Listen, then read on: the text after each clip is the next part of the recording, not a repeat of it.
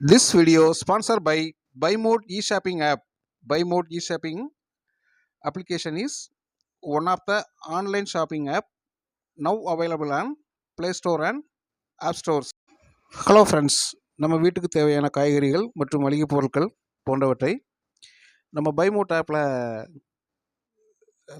Shopping பண்ணுறது மூலமாக விலை குறைவாகவும் தரமானதாகவும் உங்களுக்கு கிடைக்கிறதுக்கு வாய்ப்பு இருக்குது. இதை நீங்கள் பயன்படுத்துறது மட்டும் இல்லாமல் உங்களோட நண்பர்களுக்கும் உறவுகளுக்கும் சொல்லுங்கள். பைமோட்டோட லிங்க் வந்து நான் என்னோடய டிஸ்கிரிப்ஷனில் கொடுக்குறேன்.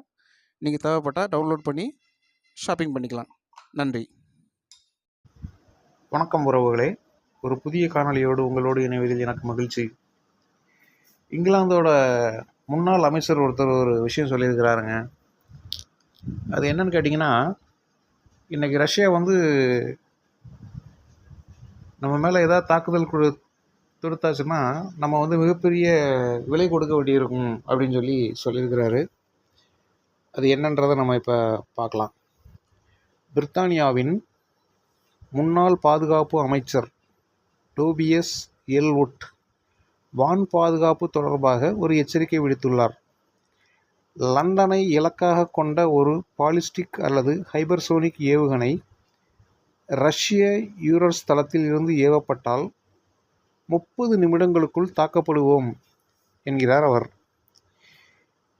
இதற்கான முன்னெச்சரிக்கை நடவடிக்கைகளை விரைந்து எடுக்க வேண்டும் என்று கூறும் அவர், இக்கட்டான செயல்களுக்கு ஒப்புதல் அளிப்பதற்கும் அச்சுறுத்துதலை திறம்பட சமாளிப்பதற்கும் அனைத்து வழிகளிலும் கட்டளை சங்கிலி மூலம் முடிவுகள் எடுக்கப்பட வேண்டும் என தெரிவிக்கிறார்.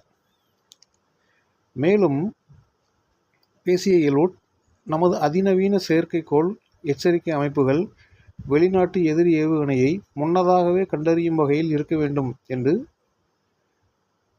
இன்று நமது சிறந்த நம்பிக்கை பிரித்தானியரின் விரைவு எதிர்வினை எச்சரிக்கையாக இருக்கும். ஒரு முன்னாள் பாதுகாப்பு அமைச்சர் என்ற முறையில் அட்டவணைப்படி நான் ஒன்றுக்கும் மேற்பட்ட சந்தர்ப்பங்களில் புறப்படுவதற்கு ஒப்புதல் அளிக்க வேண்டியது இருந்தது. பொதுவாக ரஷ்ய விமானங்கள் நமது வான்வெளியில் சலசலக்கும். இன்று வான் அச்சுறுத்துதல் மிகவும் விரோதமாகவும் சிக்கலானதாகவும் கணிக்க முடியாததாகவும் தெரிகிறது. RAF விமானிகள் தைரியமாக இருந்தாலும் QRA மட்டும் நம்மை பாதுகாப்பாக வைத்திருக்க போதுமானதாக இல்லை. ஏவுகணை தாக்குதலால் நாம் எவ்வளவு பாதிக்கப்படுகிறோம் என்பதை பிரித்தானிய மக்களுக்கு தெரிந்தால் அங்கே ஒரு கூக்குரல் இருக்கும். எனவே நமக்கு அவசரமாக ஒரு வான் பாதுகாப்பு அமைப்பு தேவை, அல்லது நாம் பயங்கரமான விலையை கொடுக்க வேண்டியிருக்கும் என்று தெரிவித்துள்ளார். நன்றி உறவுகளே, இந்த காணொலியை முழுமையாக கேட்டமைக்கு. மீண்டும் ஒரு புதிய காணொலியோடு உங்களை விரைவில் சந்திக்கிறேன். நன்றி, வணக்கம்.